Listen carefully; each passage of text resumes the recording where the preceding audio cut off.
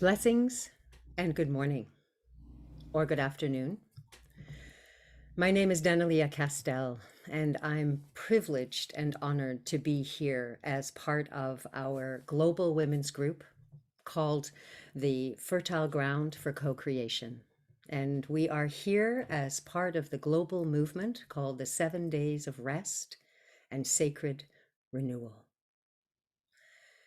As we all know, we're at an extremely pivotal time on our planet. We're at a time where we've woken up to the fact that we can't do it alone. We can't do it without our nature relatives and our elders who provide all we need for life, as well as spiritual nourishment. And we can't do it without our human brothers and sisters. And so part of all of our work right now is learning how to work together, how to provide enough support for each of us to bring forth our gifts, but leave enough space and distance so that each of us can evolve and stretch into the full human that we were designed to be. For each day of the 7 days, there is a theme that has been divined or received by Dr. Shelley Ostroff, who is one of the founders, along with Jan Golding, of this movement, the 7 Days of Rest, that is in its 5th year. So yesterday was day 1 and it was rebirthing. Today, the theme is nourishment. And I have to confess that nourishing myself has been probably one of the last things on my list. As someone who's very mission oriented, and I'm here to serve earth harmony and bridge between humanity and nature, it has been a long road for me to recognize that my health, my harmony is essential to the harmony that I wish to see and experience in the world around me. So I'd like to lay the fertile ground for TessaTheresa to offer her unique gifts. And the reason that this is very poignant for me is for 2 reasons. One, I spent 2 years in China and was trained by a tea ceremonialist.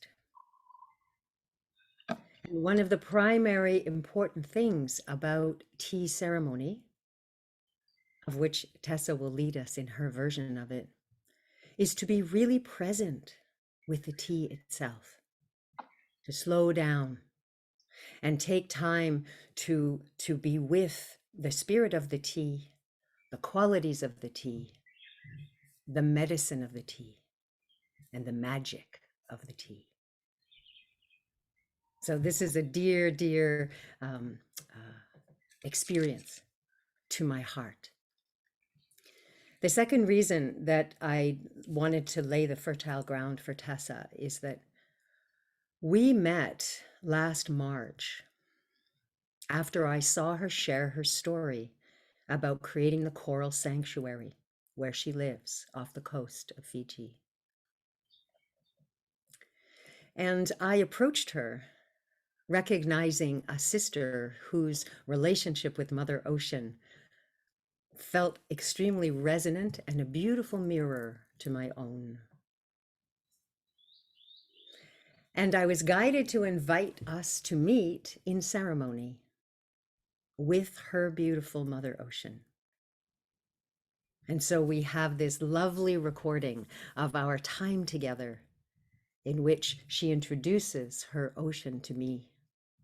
And I greet and sing my greetings to her Mother Ocean. And so over this year with Tessa and many other women, including the women in our Fertile Ground group, I have learned how much I am nourished by my sisters and how important it has been, especially for Tessa and myself, I'll just speak for myself, to have each other, to contact from the other side of the world through the miracle of technology, to ask the other to be a sounding board, to ask the other to be a support for us, to teach us something perhaps we don't yet know, but the other might be more versed in.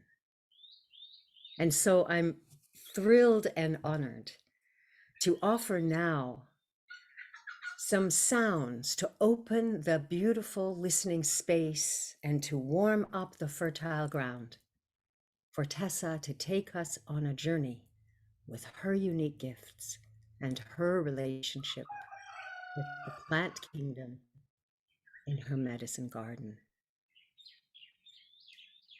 So I invite you now to close your eyes.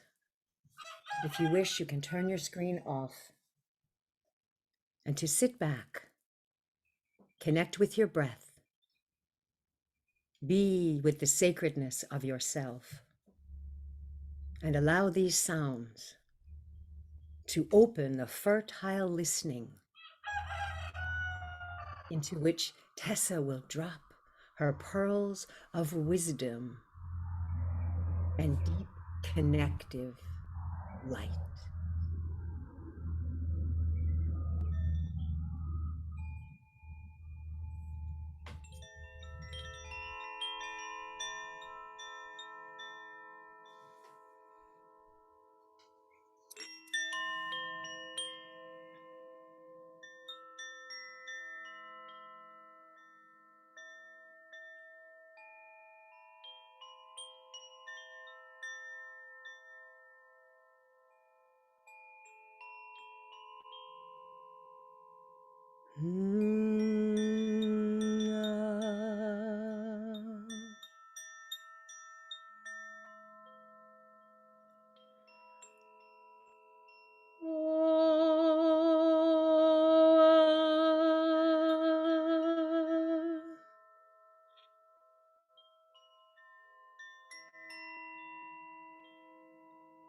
Hum balali.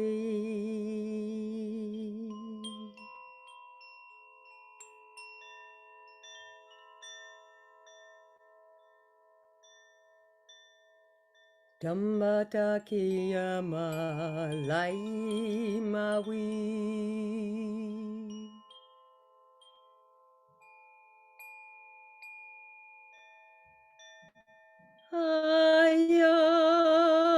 Ayamawi ayu.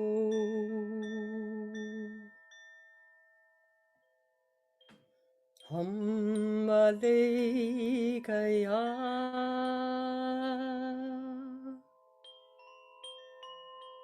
Oh, we are.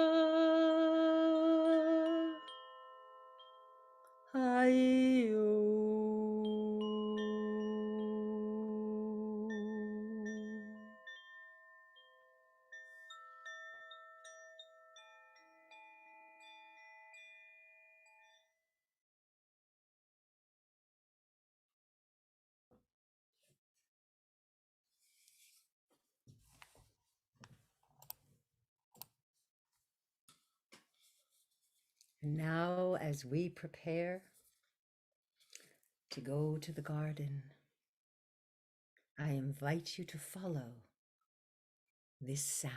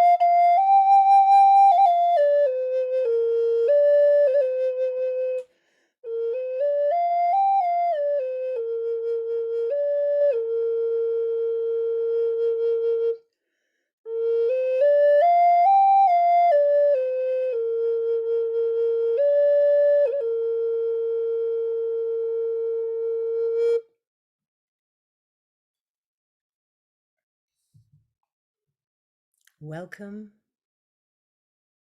beautiful, beloved Earth Heart, TessaTheresa.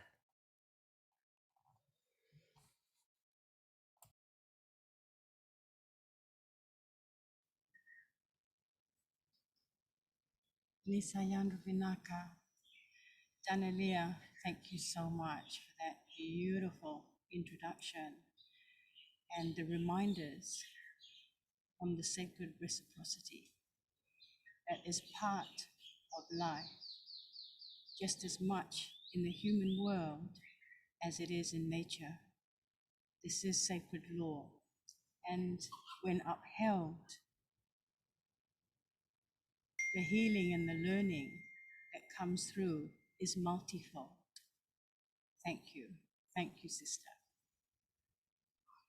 And welcome everybody to the Medicine Garden from Fertile Ground. It is a blessing to be before you and among you to share something that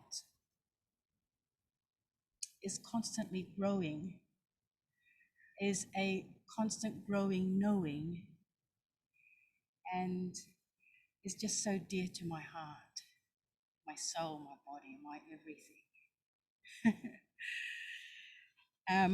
So today, the journey begins with this communication, this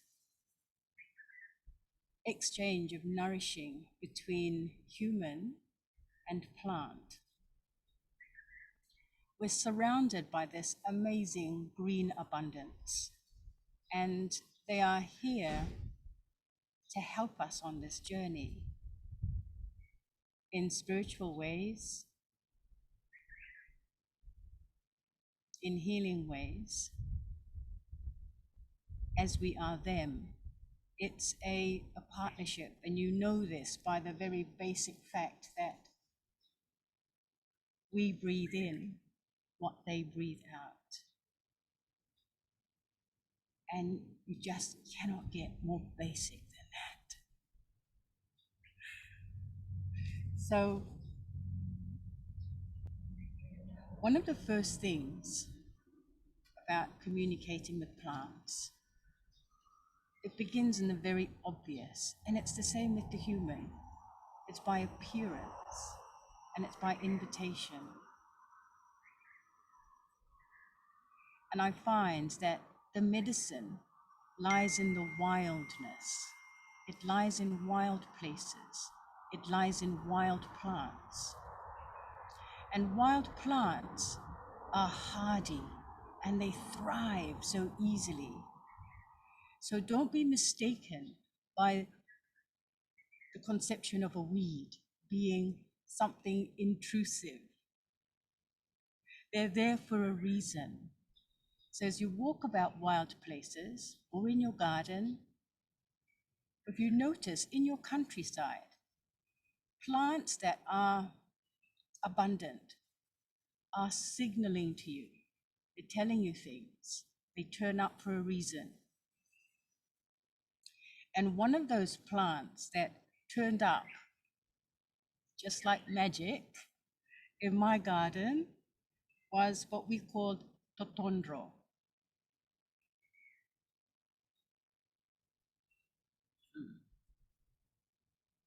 I think this is also known as gotukola.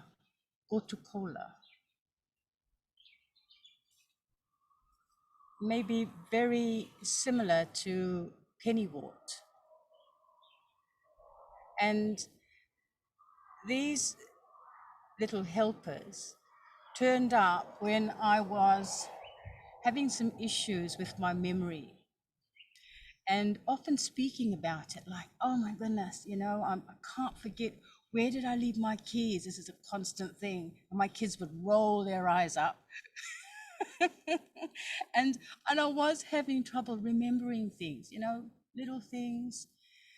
And just putting that out there, so speaking that out there, I need to work on my memory. And I know that there is something out there that can help me. And then just, I won't say suddenly, because they were probably there all along, but I began to notice them. And these grow like a ground cover. They're beautiful. So if you can imagine walking on lily pads, because that's what they look like. They look like miniature lily pads. So when I first started to notice them, I would sit with them and just comprehend and be curious about what they were. And then I did some asking. And I learned that the totondro was good for many things like cough and colds. And as I would look at the form of the flower, of the leaf, to me, it looked like the cross section of a brain from the top.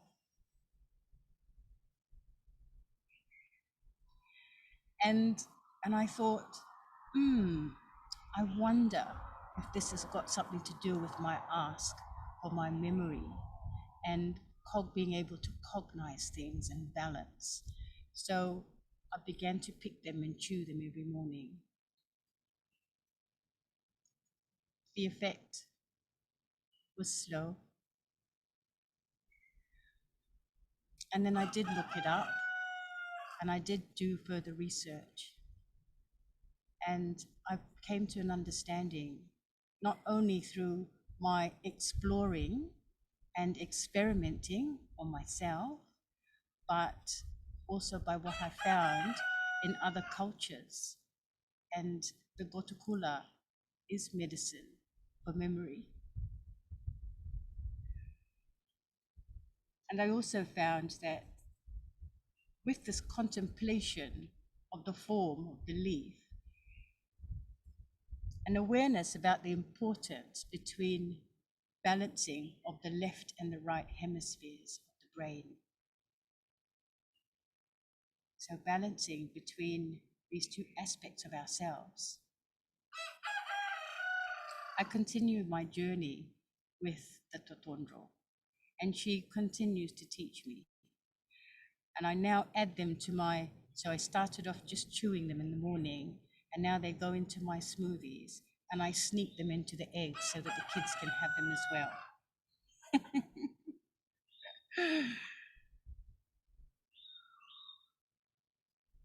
One of my other favorite plants in the garden, we call it Vowel, and it's the beach hibiscus. And it's a beautiful wild tree that is ever present along our coastal areas.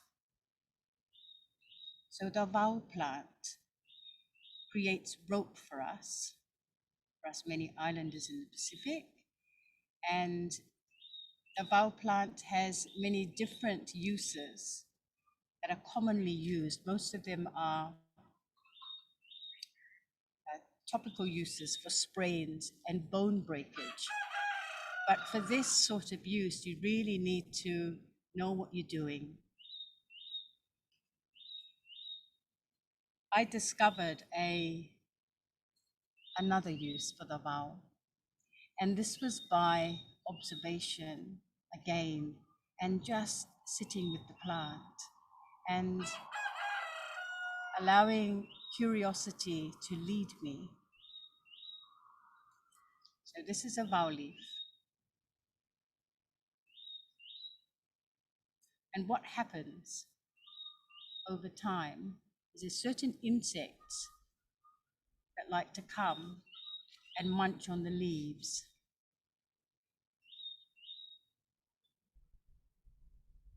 And when using certain types of vowel, or kava or kawa as it's known in Aotearoa, New Zealand, the healers would only choose the leaves that have been eaten by the caterpillar. This was the signal that this was the one to use. And I just find so much beauty right here. And what I discovered under the vowel tree was My heart's been broken many times. And just sitting under this tree and contemplating this leaf with the many holes that have been made by a co-creating insect, caterpillar, other helpers from the other world, from the natural world of a different kind. I came to the realization that it's the breaks that lets the light come in.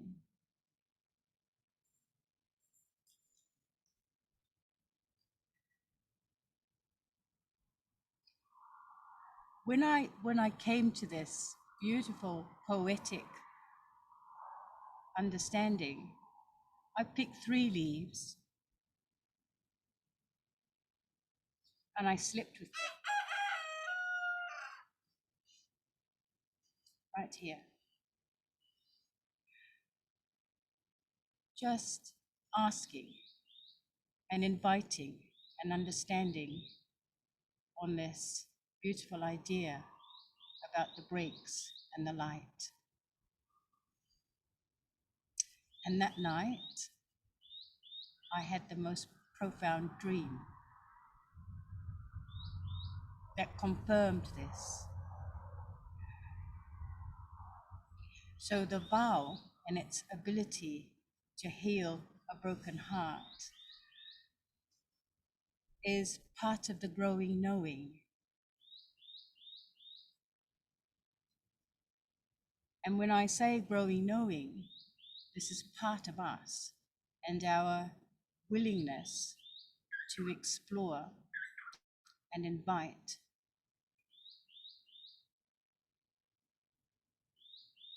the essences and the vibrations of our natural world to merge with our own.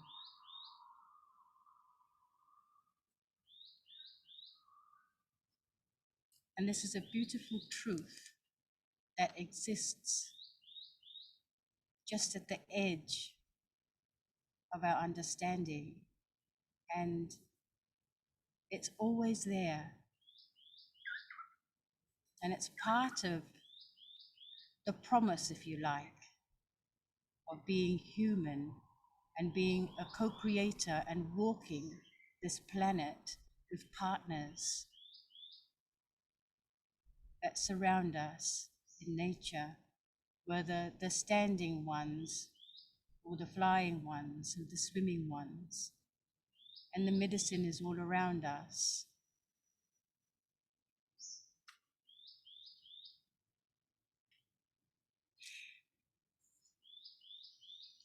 So I'd now like to invite you to meet a very special plant. And this one is called the kura. It's called kura in Fiji, and it's called noni in other parts of the world, or it's called noni in other parts of the South Pacific. So when I was as a child, we would often make fun of women, certain women that would do strange things. And some of these women would walk around and the noni would fall from the tree and it's got this pungent smell. So I have a noni tree next to my healing hut. And when people come in, they'll say, "Ooh, somebody making cheese. What's that smell?" and this is the noni. This is the noni. And so certain women, certain strange women, would walk around with a ripe noni and eat it, suck on it, and maybe even rub it on their bodies. And we found them to be dreadful. Well, I've become one of those women.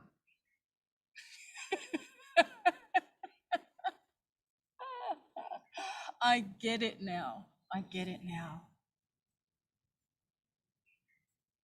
So the noni, thank you, Claudia. Oh, yeah.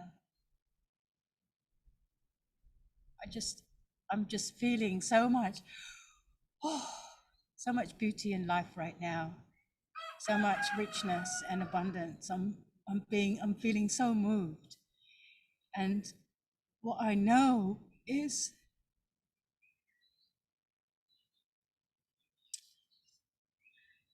I'm giving them a voice.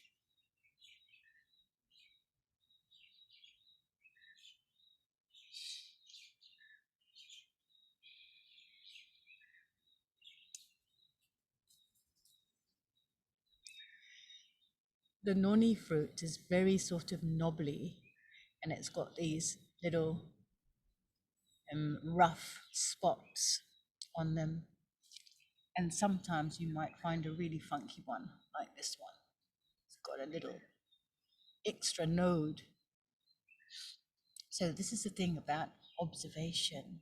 This is part of the communication between the plant world and us, is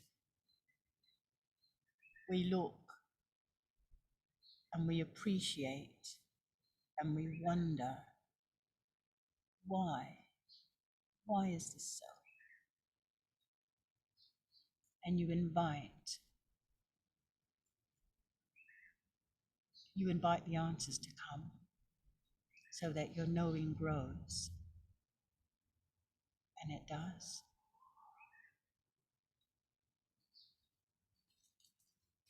So Kura is amazing for the skin. And Gail, thank you for our conversation yesterday. It was only after that you reminded me about her.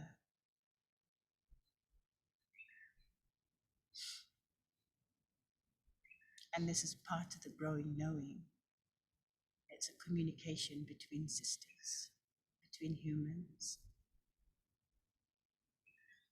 It's the ask that Danalia spoke about in her introduction. And it's that receiving and then the invitation. And more often than not, it doesn't come right away, but it does come when you give it space to.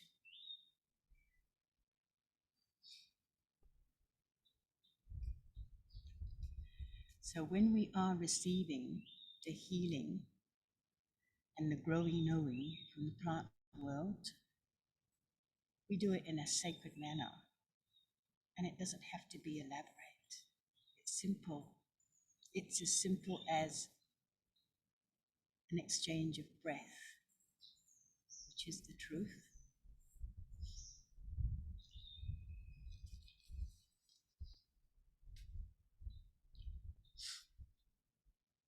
So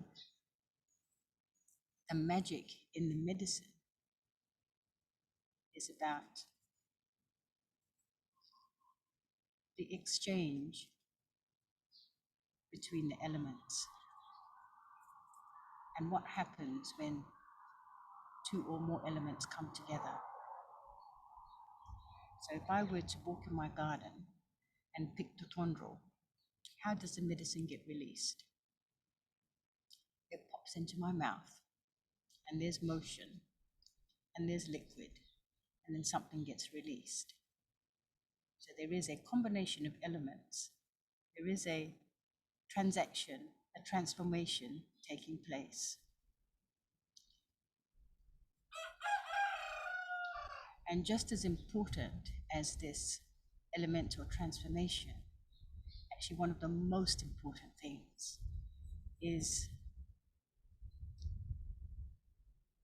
the invitation for healing and the growing knowing that there is an exchange taking place.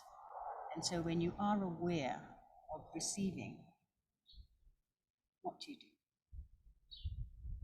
You give thanks. attitude of gratitude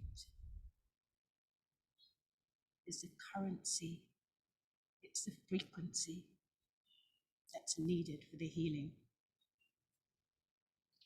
And it happens in the most simple ways of feeling that, of feeling the healing and being grateful for it, and just emitting that frequency towards the plant, towards the planet,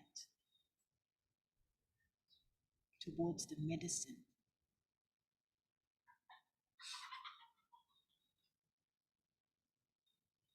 So I have here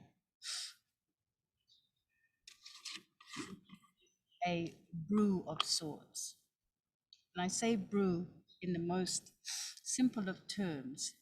It's just the noni that's been sitting in a glass jar, exposed to fire, the sunlight, and this extracts the juice from it. I'm just going to pour some into a glass.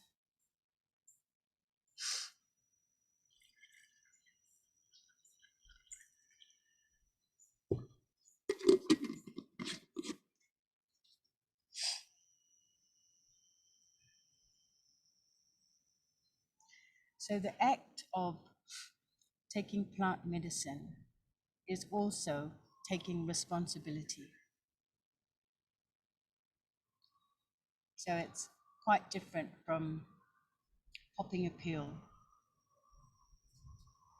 It's the awareness of from where this came, and with the attitude of gratitude and invitation to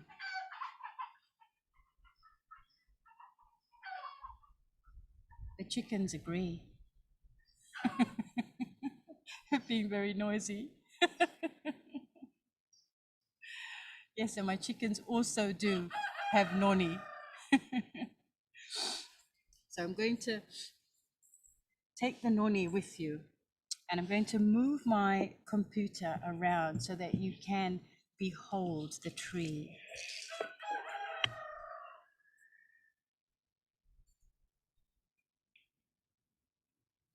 And this is her.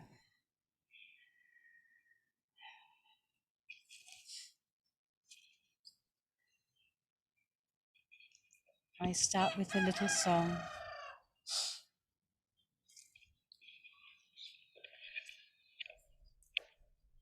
Kura, kura, kura, kura, kura, kura, kura.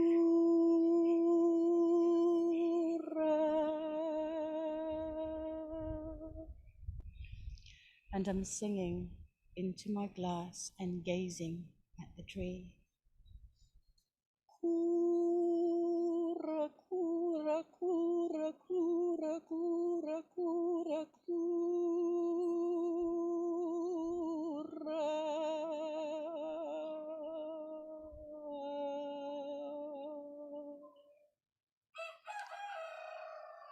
Calling and inviting her essences, beholding her beauty and abundance. Kura, kura, kura, kura, kura, kura.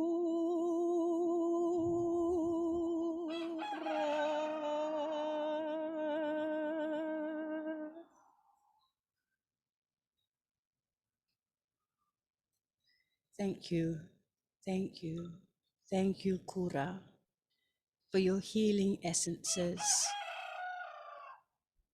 I welcome you into my body to infuse all that you bring.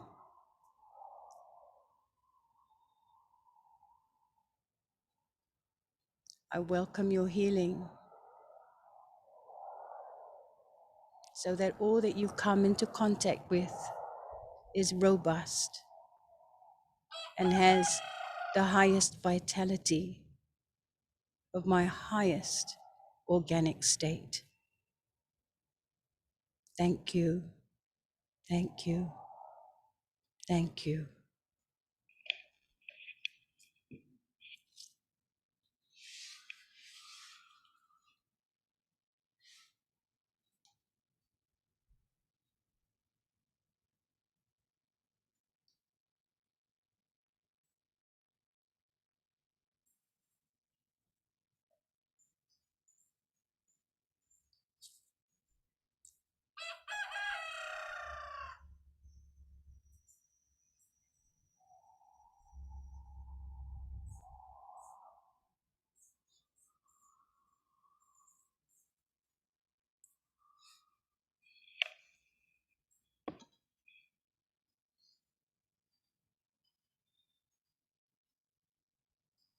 And this is the way you receive the medicine of the plants.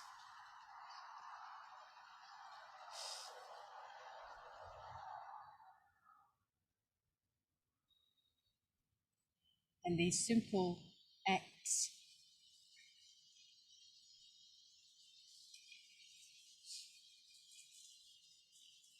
is what creates ceremony in the most simple but potent ways.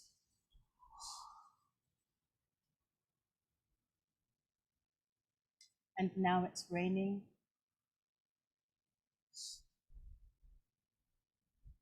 Right on cue, actually. As now we're going to go into a little transition so that you can prepare your tea making things, and we will regather to meet another beauty in the garden.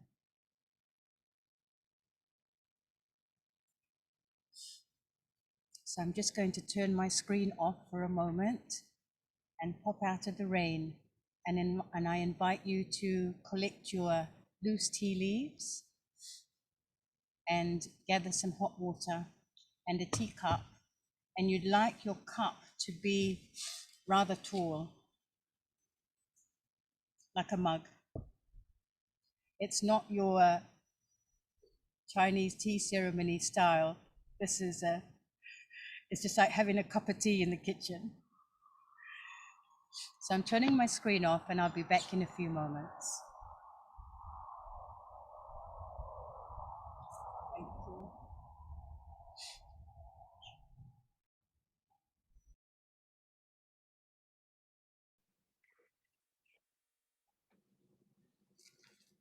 So welcome back.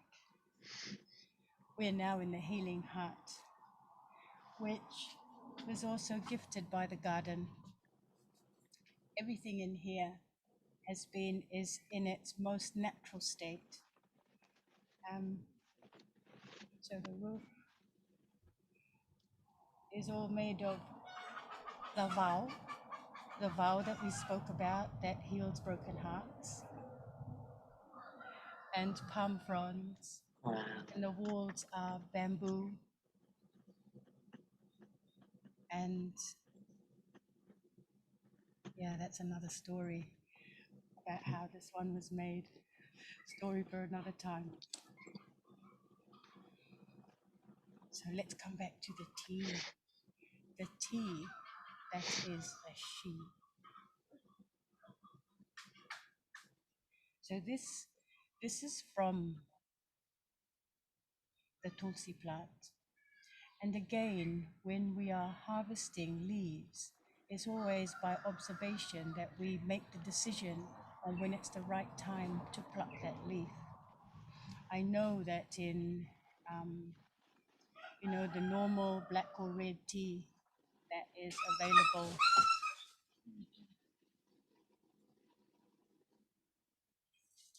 available commercially, it's only the really little ones at the top that are picked.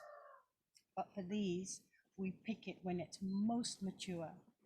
And we notice that when the stems of the tree, of the shrub, which are normally green, as soon as they turn purple, that's when we snip. And then we hang them upside down so that all of the essences from that purple stem goes into the leaves. And I wait until the leaves start to drop off the stem that I know it's time that I can drink the tea. And it's that same observation when the plant, even though it's been picked off her body, is still communicating, still signaling when the time is right. So the leaves have already began to drop. And so these will go into your cups, and you can just place your leaves into your cup. And while you're doing so, just think about the plant that your leaves came from. And if you have an idea on the form and the region where the leaves came, you can bring this to mind.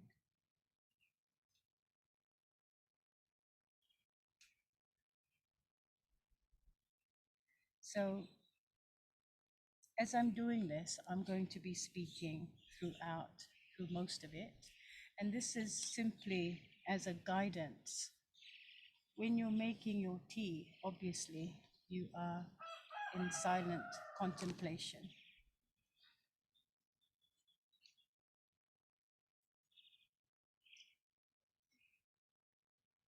So I then, with my water, with anything, medicine and food, you want to have it in its most natural state. So the water, where did this water come from originally? Did it fall from the sky? Did it bubble up from the depths of the earth? Did it tumble down a stream or a waterfall?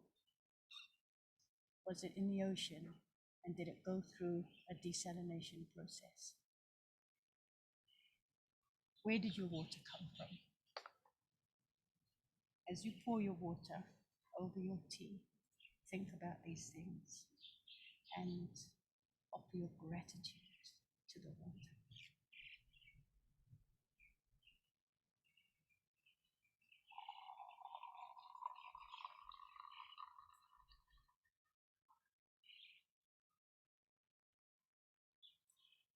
Hot water over dried leaves. Allow air infusion to begin taking place.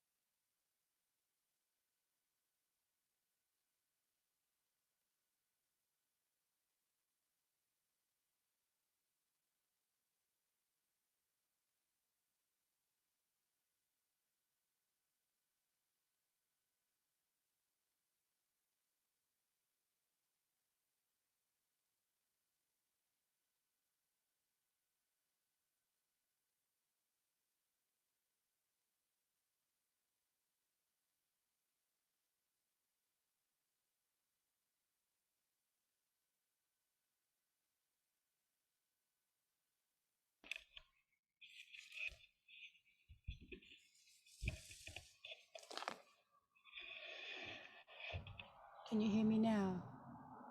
No? Yes? Okay. This is what it's like in the healing hut. I only just got electricity here. So being able to offer you something online is a huge leap. I'm very grateful for the electrical current, the fire again. So this infusion taking place in your cup, the essence of the plant. She's giving her medicine, but this is only being made possible by water and by fire. So contemplate this and send your gratitude to these elements.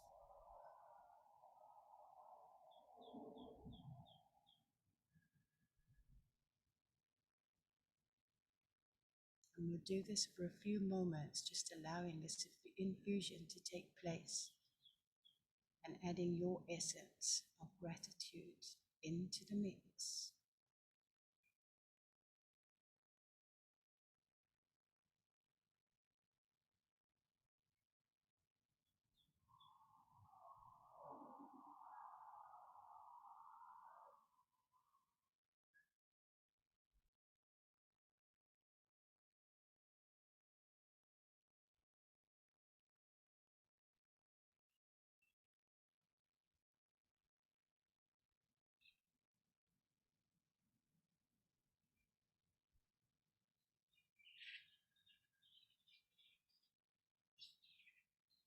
And you might imagine the essences leaving the leaves, entering the water.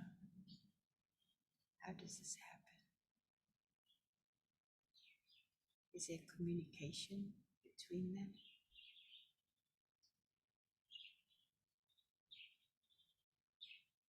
How are they supporting each other? One holding the other.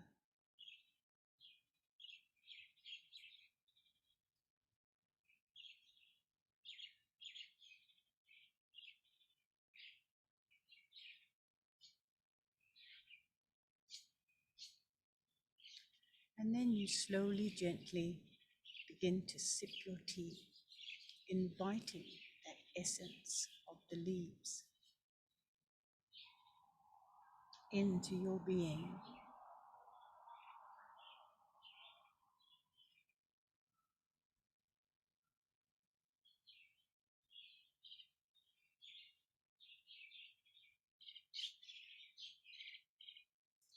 Being completely and utterly focused on what is being received, allowing your curiosity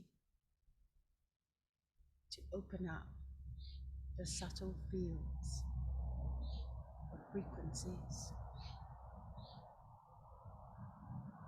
This is a place where you receive the messages.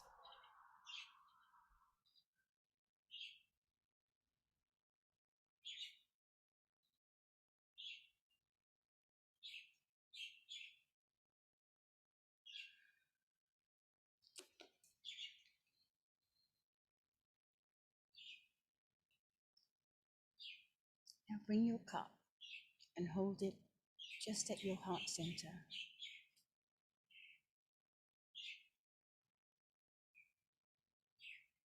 And feel the warmth here.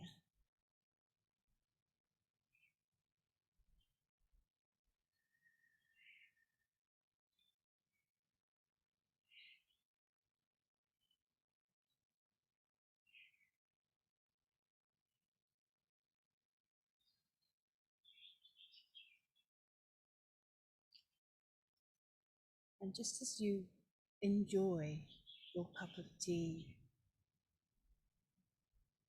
receive the scent,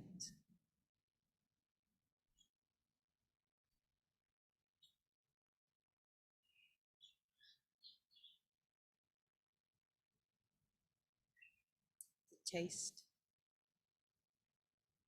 the feel of that warmth enter.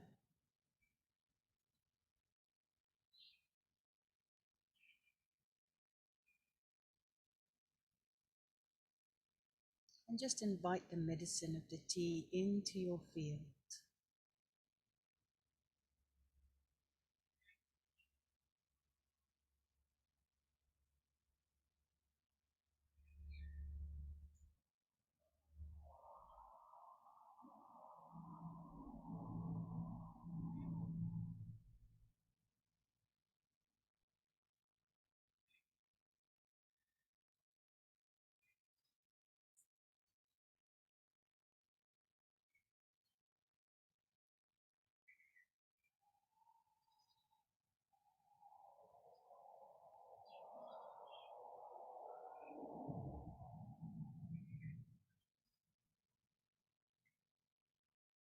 If you are taking tea for a specific reason and you know it, you invite the tea into these areas.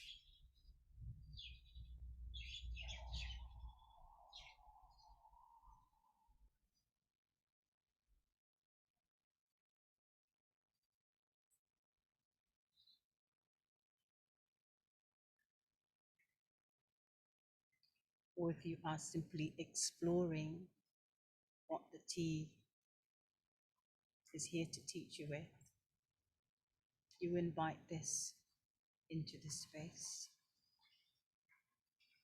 and be open to receive the messages.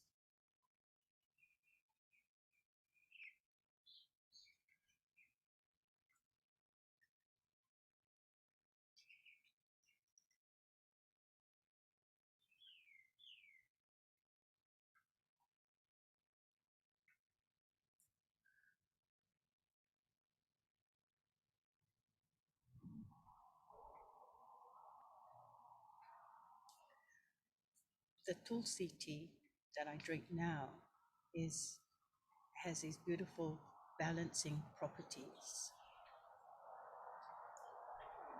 And I often use Tulsi tea to balance my chakras. And Tulsi tea or any tea can be used for many things, and it is simply up to you to explore these. And that's the curiosity and the participation and the invitation for these plant partners to work with us.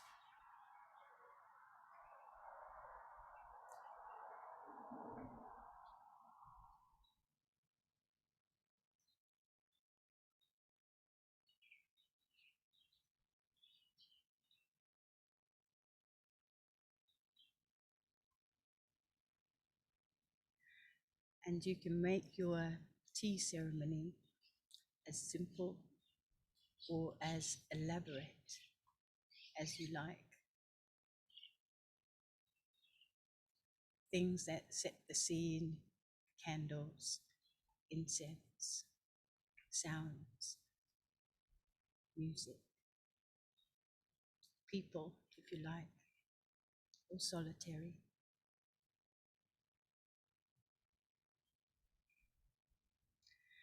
And find what is of utmost importance is knowing where your tea came from, what plant.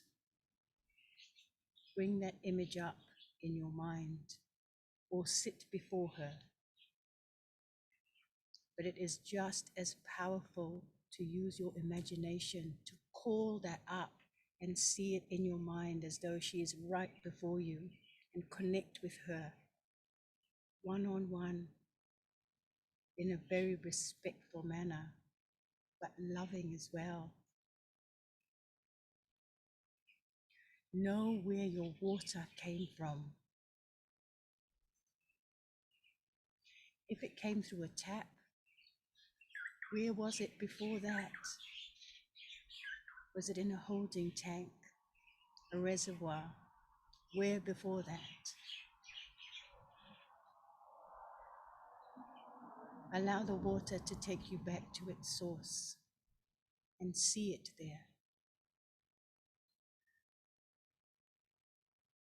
Bring that memory back to the water. Bring it back to its origins and honor it in this form.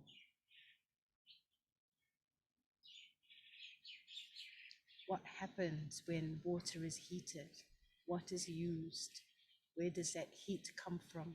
Where do those currents come from?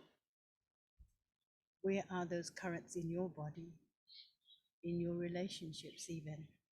You see, you can make it as elaborate as you like.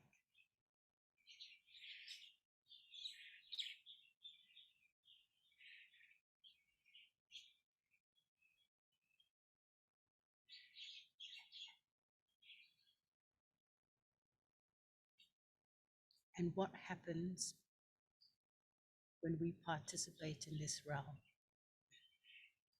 What happens when we place ourselves in the mix?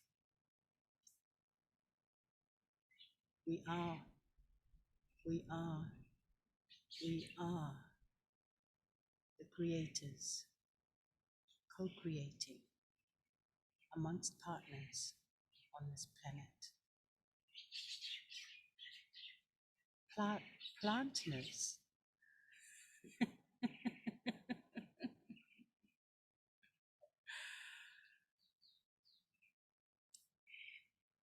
When we go into these places, yeah, that's it. Yes, Danelia, you got me moving. But you see, when we go into these places, these simple places, and create sacred space to contemplate, to invite, to play, to heal,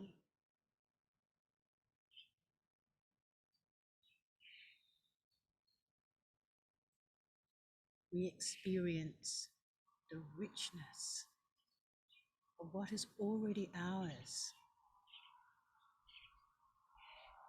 Everything has been given. Everything has been given.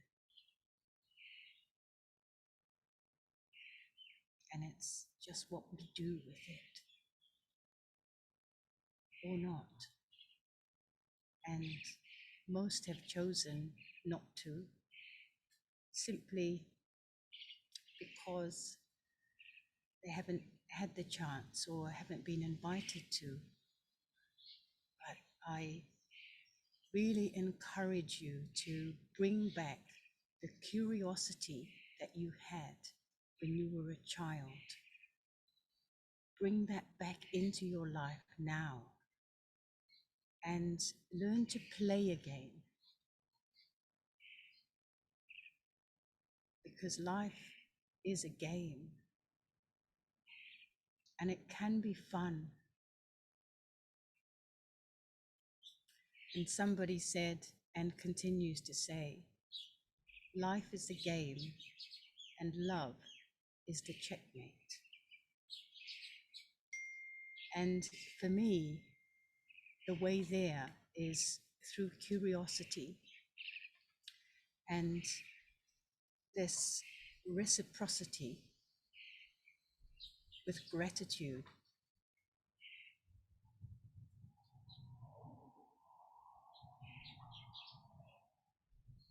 And everything is energy and vibrating. And so how do we navigate in this vibrating world, in this vibrating body?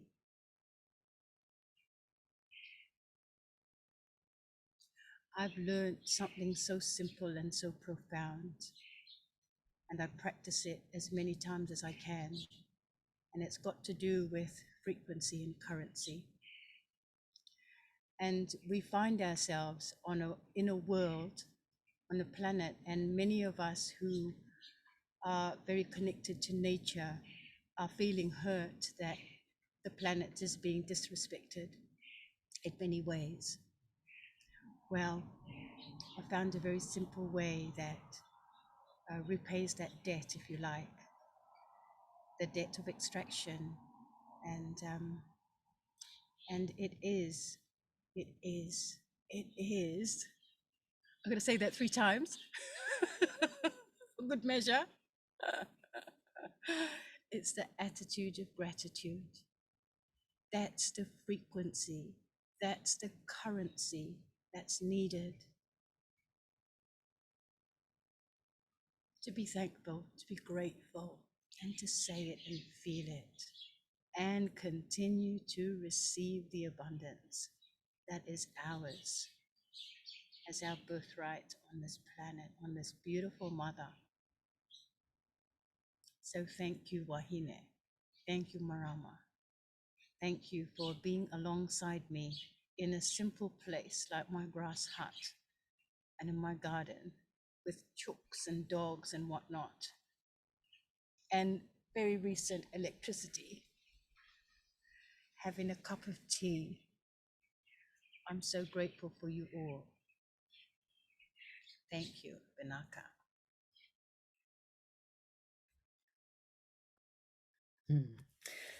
So thank you, everyone. Whew. I feel so nourished on every level. Thank you so much, Tessa, for this deeply presencing experience with all of your incredible medicine plants in your garden. Thank you so much.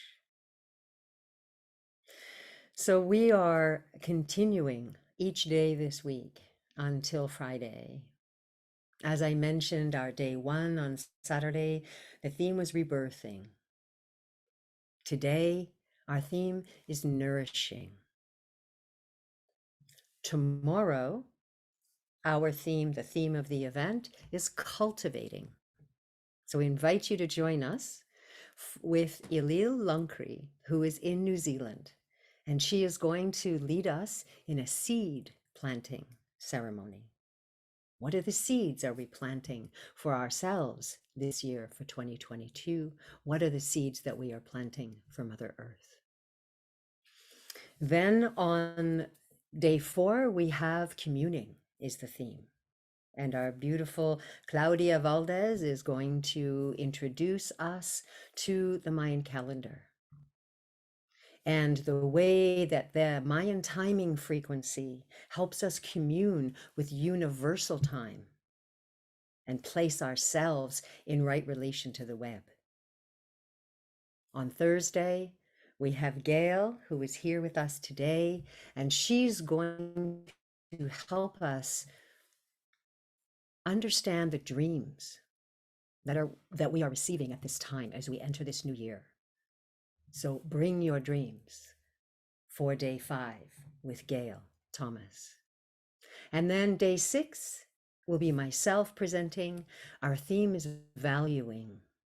And I will be sharing about how my journey with who I call nature elders on our planet, the ancient ones, water and tree and mountain, how their wisdom has assisted me in learning how to live in right relation every day with our Mother Earth and her kin. And then on Friday, day 7, we have celebrating is the theme. And this is the day that all 6 of us women are coming together for the first time. And we're going to have a harvest circle, a time when we'll be able to put keywords in center of what this experience has been like for us this week as presenters and as participants.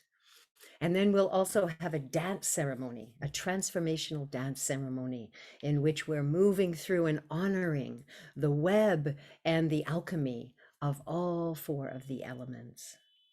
And then lastly, we'll close with a live prayer performance that I'll be offering called We Are Begun, which really honors the essence that we have always been whole, we have always been together, and we are here again. So I thank you so much for joining us. We're here at this same Zoom room each day at 10 a.m. Pacific time, 1 p.m. Eastern Standard Time, or 6 p.m.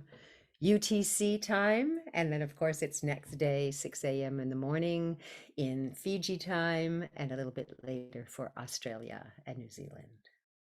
So I'd like to close our time here together to continue the theme that's been so eloquently imprinted on us by Tessa's sharing, honoring the growing knowing that is us and our relations with our nature relatives, specifically our plant relatives. And then also to anchor in this attitude of gratitude by taking a moment to honor the traditional territory on which we are standing and living and working. And so I honor the Quatsino Nation. I am currently a guest on their land in the northern part of Vancouver Island. And in this way and with this song, I like to offer our gratitude to the nature relatives for hosting us so beautifully on our beloved earth.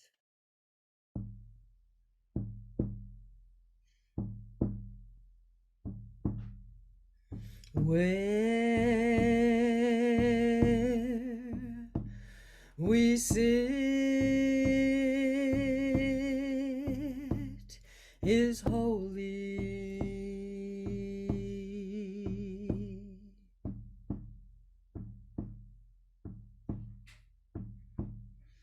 Where we stand is holy.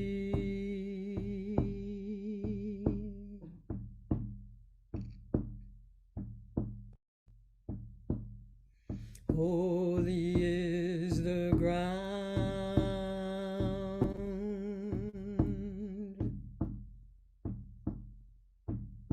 Thank you, Mother Earth. Holy is the ground.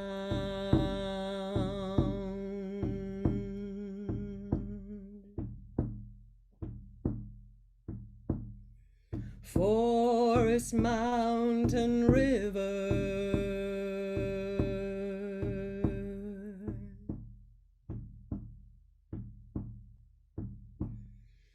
forest, mountain, river.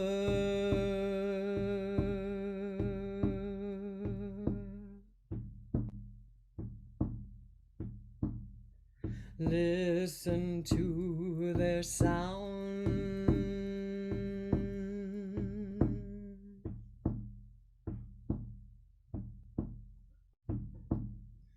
Listen to their sound.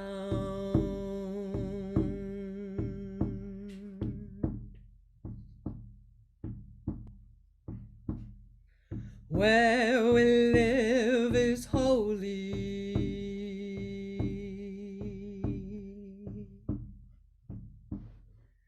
Holy is the ground.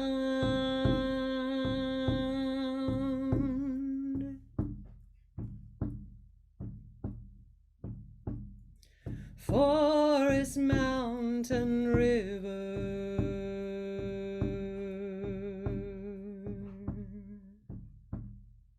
Listen to the sound.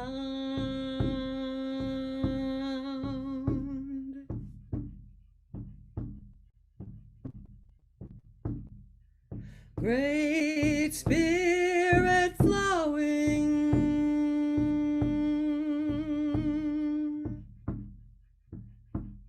circling through all life.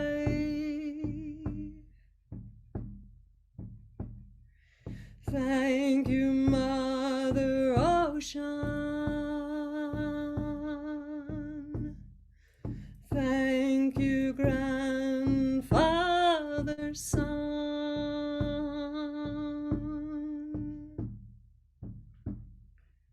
Thank you, Brother Wind.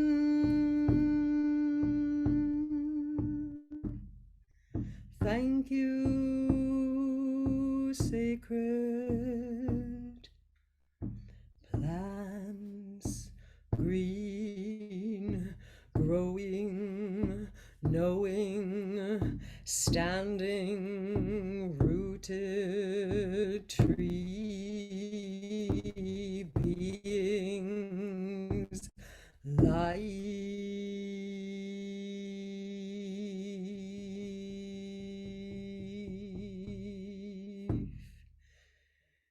Thank you for our life. Thank you for your lives. May we thrive together now and continuously.